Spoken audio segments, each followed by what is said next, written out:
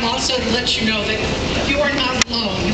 I think one of the things that has been a constant irritant, in fact, I was going to say one of the major groans that come out of Brookings, South Dakota, is over the 55 out of 56, because that makes us aware that Mr. Schaefer and his chief supporter, our Senator John Thune, refused to recognize that many people up and down the tracks are not in support. Brookings has been a strong opponent of the DM&E expansion since it was first announced, 9 years ago. We've been fighting this issue for as long as you have.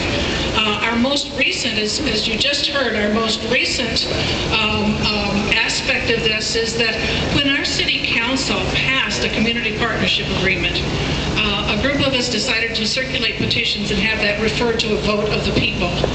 And we are quite confident that something as serious as this, with the damaging effect that it will have to the city of Brookings, will be voted down by the people in November. We have the 55 out of 56 is also extremely irritating to us, as are the community partnership agreements. The two things about the community partnership agreements that are particularly irritating to us, number one, is the secrecy clause.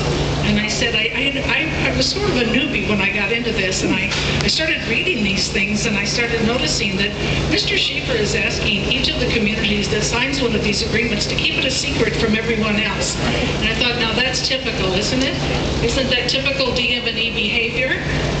I said the other thing that I only became aware of relatively recently was the fact that as we look at this thing, it really requires the communities that have assigned this thing to go out and be proactive, in favor of getting this loan for the DM&E. And I have a real hard time as a citizen accepting the fact that my city council is supposed to go out there and shill for a company like the DM&E, which is not